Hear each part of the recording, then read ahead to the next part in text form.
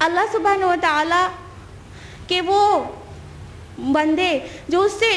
ٹوٹ کر چاہتے ہیں، جو اسے شدید محبت کرتے ہیں، جو اس کے علاوہ کسی چیز سے محبت نہیں کرتے،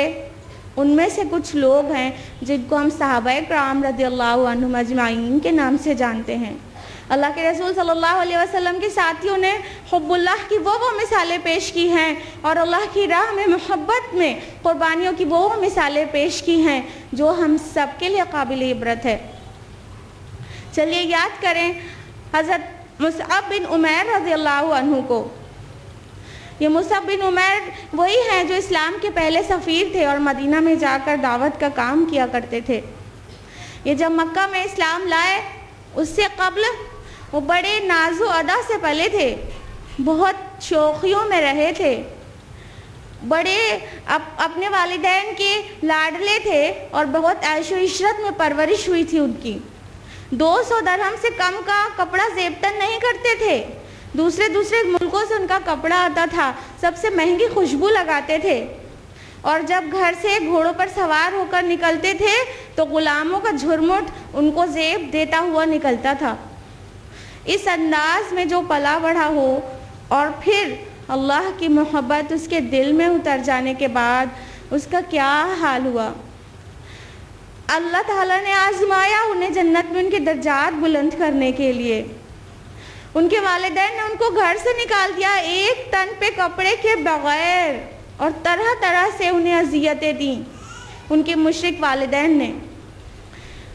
حالت یہاں تک پہنچ گئی کہ ایک دن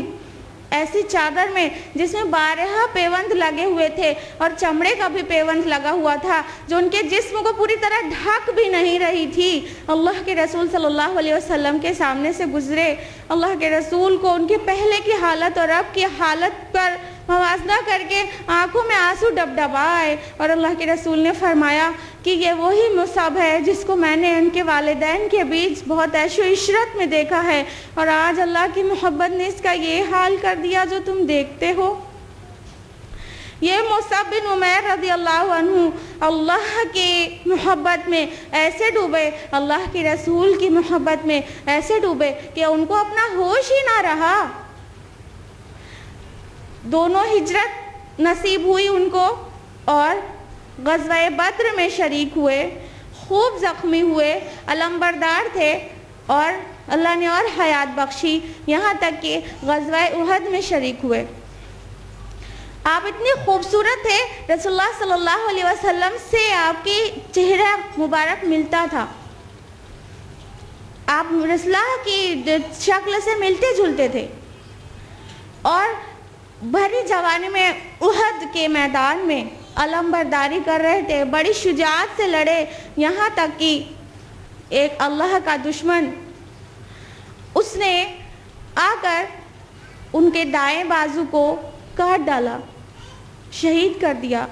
علم کو گرنے نہیں دیا، اپنے بائیں بازو سے علم کو سنبھالے رہے، اسلام کا جھنڈا بلند کیے رہے، یہاں تک کہ ان کا بایاں بازو بھی کاٹ دیا گیا، ابھی بھی علم کو گرنے نہیں دیا۔ پھر اس کے بعد پیٹ میں خنجر آر پار، نیزہ آر پار کر دیا گیا، تب بھی حضرت مصعب بن عمیر رضی اللہ عنہ علم اسلام کو اپنی ٹھوڑیوں اور سینے کی مدد سے اٹھائے رہے، بلند کیے رہے، یہاں تک کہ